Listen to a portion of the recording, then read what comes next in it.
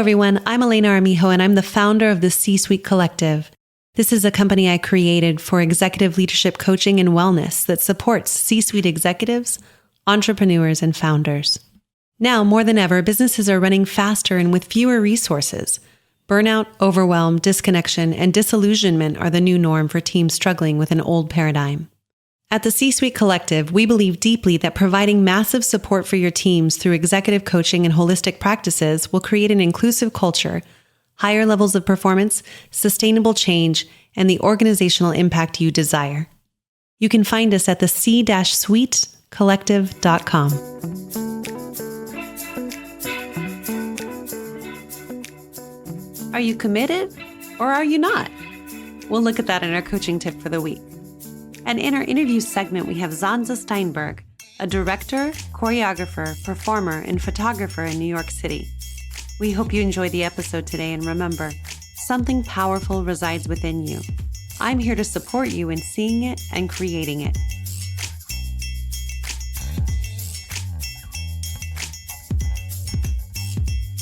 Are you committed or are you not? This is one of my favorite quotes from Lebron James. I remember hearing him say this and I thought, oh my gosh, what a brilliant leadership quote. Are you committed or are you not? This is something that I talk about with my clients all the time. Oftentimes, my clients come to me and they say, I don't know, it just doesn't feel right. Or today I don't feel like doing X, Y, Z. Or I didn't feel like doing my practices from last week. Or I'm simply not feeling like I'm committed to this thing anymore. But what I notice about that conversation is it's all based in feelings. Remember, our feelings change like the wind. There's at any given point of any day, I probably have well over 2,000 different feelings. And if I lived my life based on how I feel, it would change every moment of every day. Could be potentially very confusing for somebody, especially if you're relying only on feelings to lead the way. So one of the first things I do with some of my clients is get clear on what are you actually committed to in the world. So outside of something that feels good or bad, or any other feeling for that matter, what are you committed to? Now, this often brings up some thoughts and feelings and body sensations for my clients because commitment is a loaded word for some people. Sometimes it sounds hard, or a feeling of once I'm committed, I can't change my mind, or I'm stuck. So some of the work that is the first thing to do is get really clear on what does commitment mean to you? What is your relationship to commitment? Once we break that down, we can see the commitment is actually access to something bigger for you. We simply have to start with reprogramming your relationship to commitment to be something you actually want. So here's an example. I know that I'm committed to my relationship. I know that I want to create a partnership with Aaron that is here every day. Now, some days I don't feel like being here. For all of those of you that are married, I'm sure you can relate to this. Some days you feel like it's the best decision you've made, and other days you're questioning why in the world you chose to stay with your partner. This is the perfect example of remaining committed to something outside of how you feel, because again, the feelings will come and go. They're normal, they're natural, they're human, and oftentimes they're signals for something that's going on. I like to use the metaphor of those mile markers when you're driving down a highway and you see the mile markers coming. They're just indicators of what's coming or where you're going or what's next. Those are how I relate to feelings. Mile markers on the road, the highway of life, that are telling you where you're going and potentially what to watch out for, but not changing what you're committed to or where the destination is. So again, getting to what you're actually committed to is the first step. What's the thing that you know you want that regardless of how you feel, you're going to remain committed to?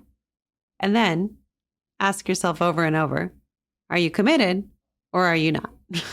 Because that's really the only question to be asking outside of how you feel. Lebron James represents so much of a leader to me, so I love, love, love this quote from him. And what I love about him is that he's committed. He's committed to being the best basketball player that there is out there, no matter how he feels or what team he's on or who he's playing with. You're either committed or you're not.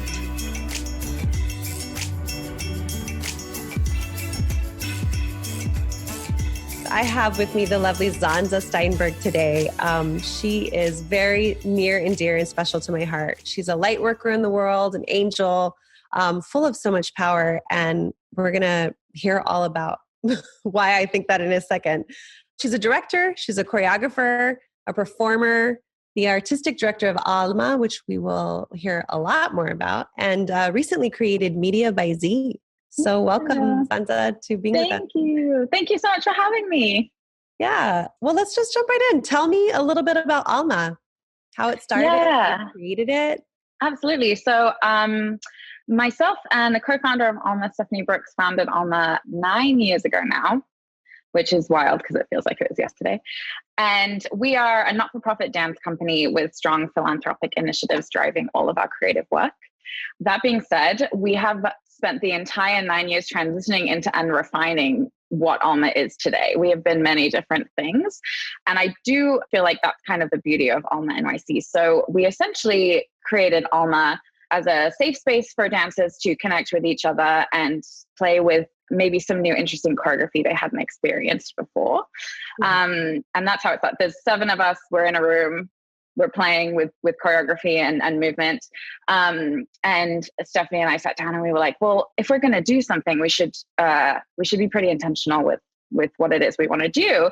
And so if we could do anything, what would it be? And we kind of both agreed that like the idea of creating meaningful impact through movement and with the group of dancers that we have would be what we would want to do with our time. And so we kind of very quickly created this outreach extension of the company, which is what we called it, like it was a separate thing. But anyway, bless us, it's 9 years ago. And what we said is, we provide this free class and this free outlet and a lot of times performance opportunities. But what we ask is that you volunteer at various organizations around New York City. And so we started working with like really powerhouse orgs, A-Step being one, Sing for Hope being another. And we learned so much from them. And of course, it got to a place where we were like, well, we want to create our own type of programming to facilitate these types of workshops as well, in addition to creating the work. And so, yeah, it's kind of transitioned from there. We have done a lot of different projects, let's say. We've kind of remained a very explorative and collaborative creative like factory when we're inside the studio and we're creating work. But in terms of the outreach that we've done, we've kind of dove into any project. We've been like, yes, we want to help. It's almost like almost taken us on the journey because we've been so eager to learn about how we can impact New York City and beyond. And so, yeah, depending on if you know anything about ALMA, depending on when you first engaged with us, you probably have a different idea of what we primarily are focusing on. But yeah, I kind of love that.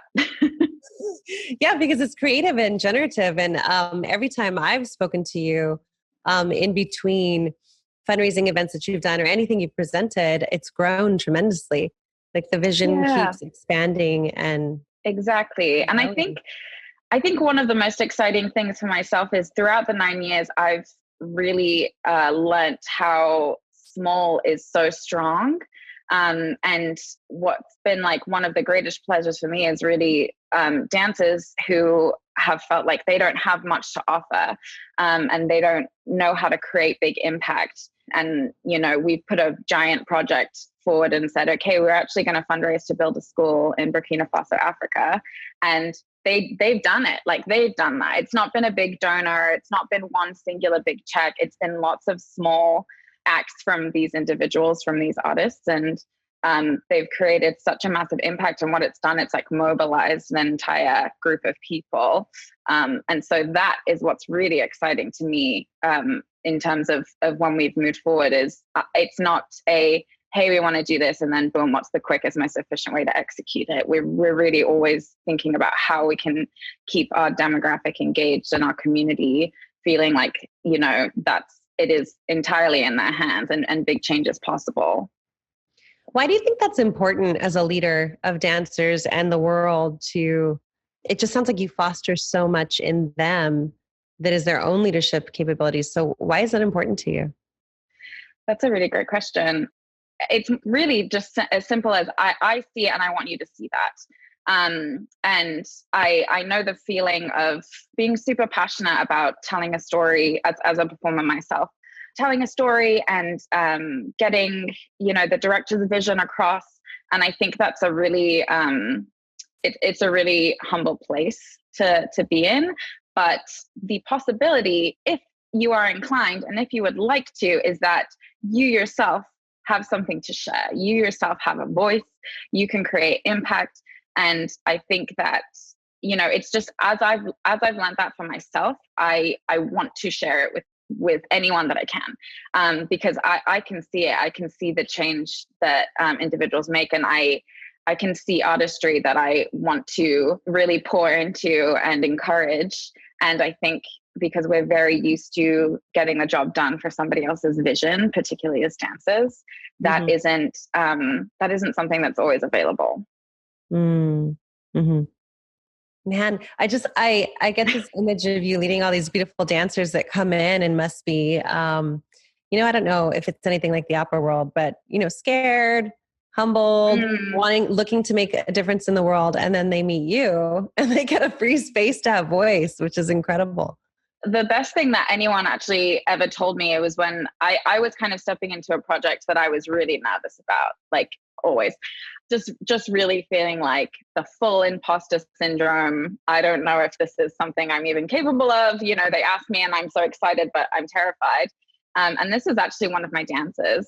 She said, why don't you just at the very beginning ask this group what their expectations are for the next 2 hours that you're with them?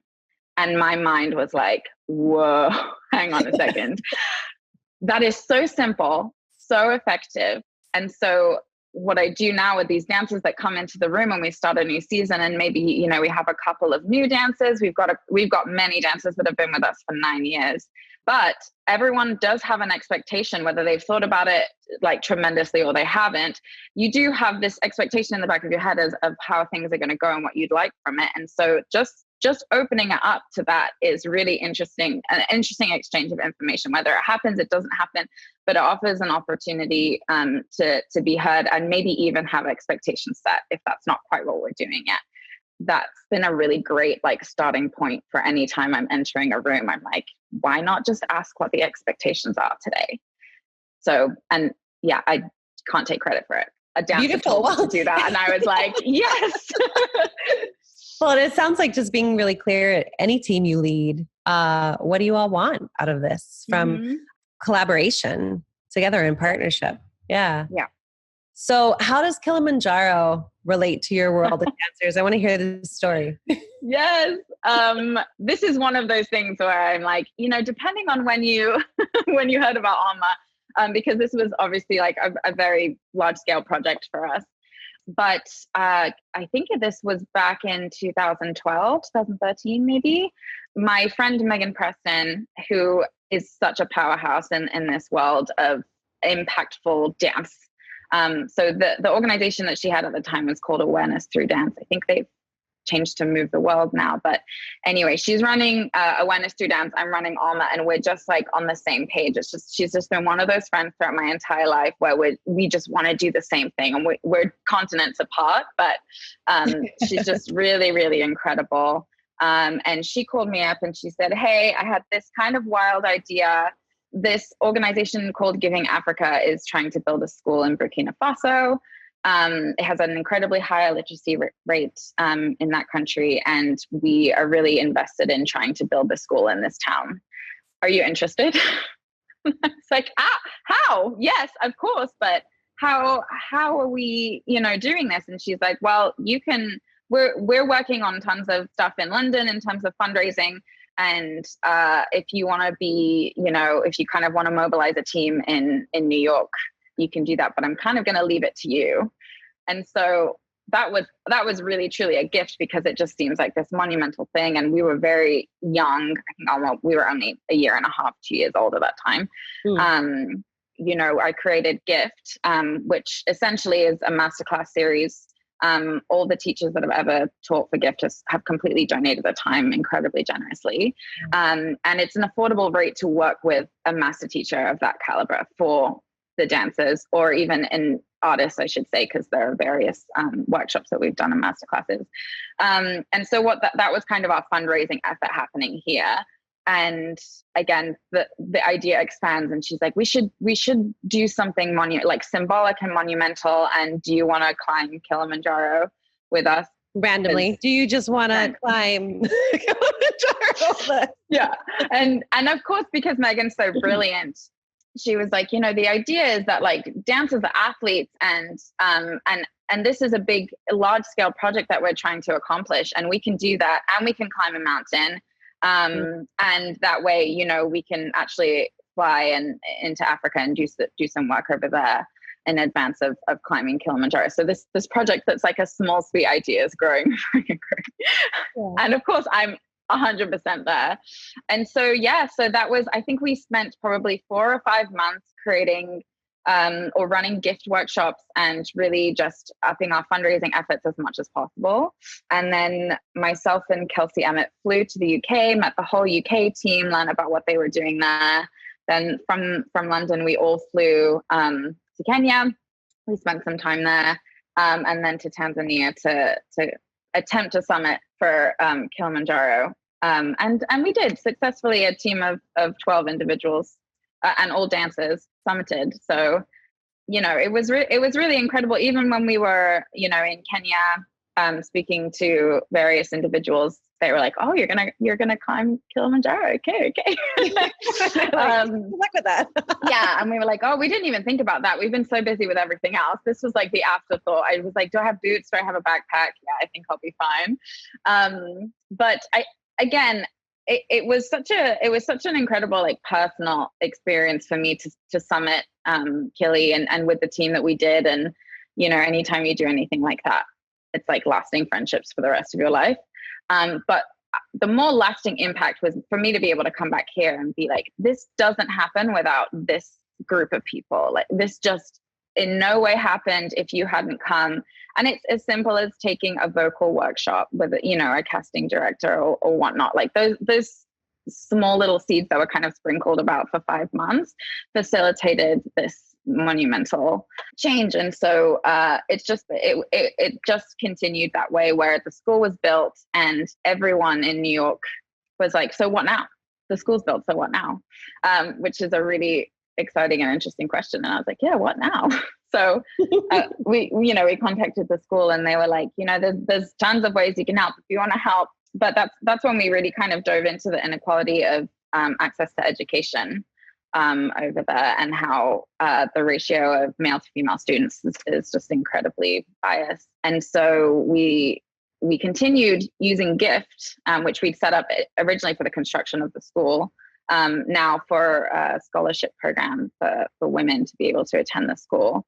And yeah, we had a couple of women go on to college and further education, and you know, of course, we're incredibly proud, but it's from dancers here making, you know, small change that they probably are not thinking too hard about. And I try and constantly remind them.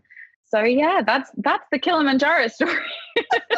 Well, it's so good because I hear just obviously lessons about resiliency and teamwork. What I'm curious about is what has you, like, Z, you're super courageous and you seem to just jump at anything that comes your way and say like, okay, sure, let's figure that out. I mean, that seems to be your mentality. And I'm for better, for worse. Well, yeah, I mean, leaders, right, in the world. I think it's incredible. And I'm wondering, do you ever get afraid of jumping? And if you do, what do you tell yourself in that moment that has you continue to build the things you've built?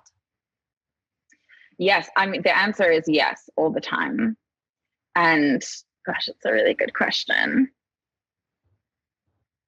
I mean, this is a very British response, but if I'm being completely honest, it's get over it. Yeah, get over your shit.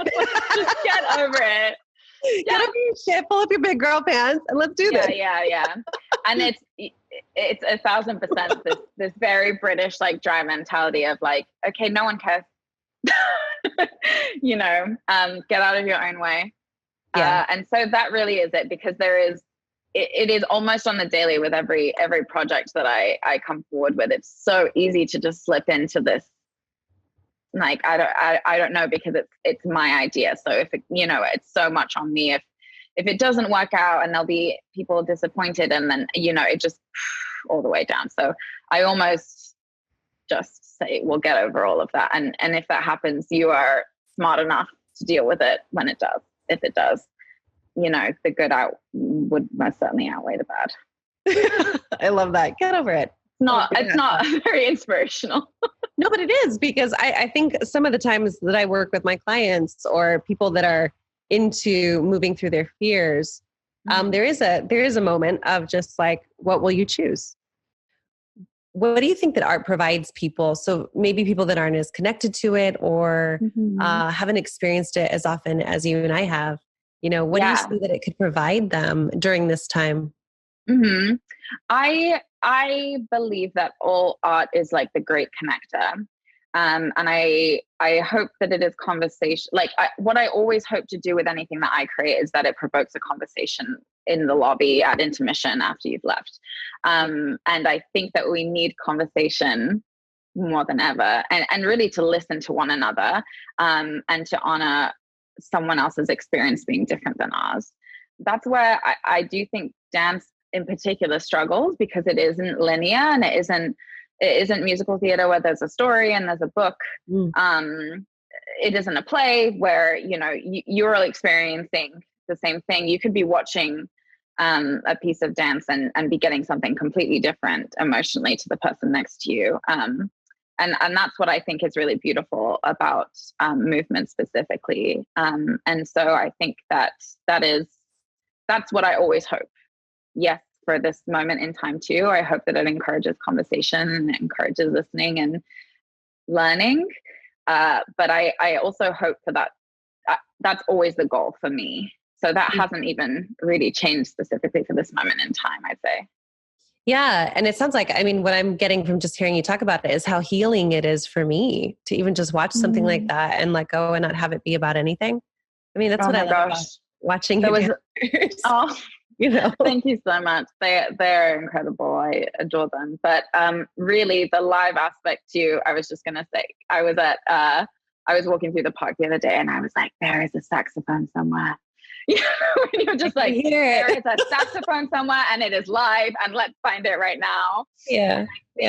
I'm not the only one. I know I'm not. So I know that we're all craving this idea of like, to hear music, to see someone move, to hear someone sing. Like we all, and especially living in New York, it makes up so much of this city. And so I know that we're all just also looking for that saxophone through Central Park. I know, it's so true. I think I went to my first live music performance in almost 9 months, a couple weeks ago. And I remember having the same experience where I was just like, it's just so nice to be in person and hear it live. Yeah. And you get that experience in person. It's not the same if you're watching, anything that's pre-recorded. It really is that I'm sat in a dark theater and I'm all of a sudden wherever you're taking me, and that is live. So beautiful. What do you hope to disrupt in the world next? You're such a disruptor. Anything I've ever attended of yours is like always has something to say. Like you said, invokes curiosity and conversations. You always have your hands in something that is supportive of growth of the not only the globe and the planet, but humans. So what do you want to say next through your work? And this could change. I think where I am right now, and it's probably slightly pandemic induced, is just why not? And I do feel like anything I have put forward, I am always prepared when I walk into a room to pitch this idea or whatever it is. There are so many whys. And I'm ready to fight for whatever it is that I'm fighting for. I always say it's like the great interrogation. Like I'm ready to be completely interrogated on this idea or this programming effort or this new concept.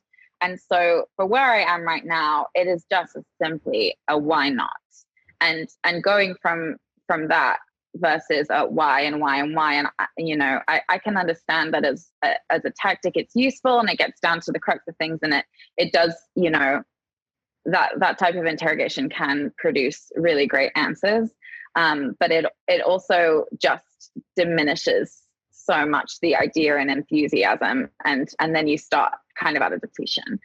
So for me, my goal is to show up, and my answer to that question is, why not? What's already in there that you're concerned about? Because we're starting from, then we have this deficit mindset instead of this mindset of abundance and possibility. So I'm not sure if that's entirely answering the question, but I think so. What I've really been sitting with recently is just, I don't want to walk into any more rooms and have to answer 25 whys. Yeah. Do you think that that's grown in you as you've gotten older, or was there something that caused you to look at the why not more than all the reasons why this won't work? Yeah, I mean, it's definitely a recent thing. And I really think it's simply that I started ALMA really young. And I've just, I've gotten to a place where I'm not okay anymore feeling like I have to fight for anything that I know that what I put on the table has been successful in the past. It's not being arrogant. It's just saying, based on the track record, I've never put anything on the table that's like completely been a catastrophe. Yeah. And so this idea of going from being very risk averse is just not working for me anymore. So it's certainly a new mindset, and these are all the grand ideas. And of course, when it comes to execution, I really hope that I'll stay this strong. But it's just come from I know my shit now. And it's a really nice place to be in. Again, I think I've really arrived here because we're at a standstill with what we can do. So now I'm like, oh, no more wasting time. It's kind of brilliant, because I think I've learned the same lesson in this pandemic myself, is sort of like, nothing is guaranteed anymore. Not that it ever was before, but I think that we sort of, lived that way, that we could control different things coming into our space. And so for me, what I'm getting from what you're sharing is, we don't know. We don't know what we got. So why don't you just try something? Yeah. Throw some things at the wall. What would you tell the younger version of yourself, if anything, any advice from where you are now? Because you seem so resolute. So what would I tell a younger myself? Yeah. That if I don't know if you would have any advice for her, or anything that you'd go back and say, looking back now. And this is mainly just because there's younger versions of us out there right now watching this going, I want to start something cool, and I don't know if I can. I think I would just say your intuition is right on.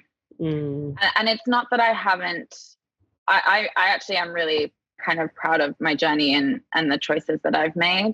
But I think if I'd had this, just little pat on the back that like, you're right, don't spiral downwards.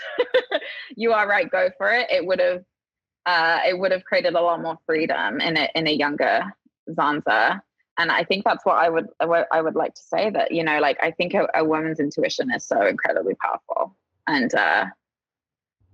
just follow it. Use it. Mm-hmm. Yeah. I mean, there's a reason it's there. And I feel like I've not been so limited by it because I've had that, but if I could say something, I'd be like, totally go for it. So I'd do it with more abandon, That's amazing. I've been asking all of my guests, if you had a megaphone and you could lead the world, what would you say? Do it all audaciously, I think. Do all of it just completely audaciously. Because we don't know what's next. Yeah. Don't wish you'd done it in 2019, but like pre-pandemic. Exactly. Oh, I wish I'd gotten to that 20 years before. Do it now, and do it audaciously. Yeah. Well, that's so good. Zanza, thanks for being with us. I mean, thank you so much. I'm so honored. Incredible. We will put all this up for everyone to check out, all the things we mentioned, but I'm just so honored that you would join us, and thank you for being a light of possibility in the world. Thanks for being a badass stand. Thanks for saying stuff like, do it now audaciously. If this conversation sparks something for you, let it move through your week. Take it with you. Take on one small action to move the ball forward.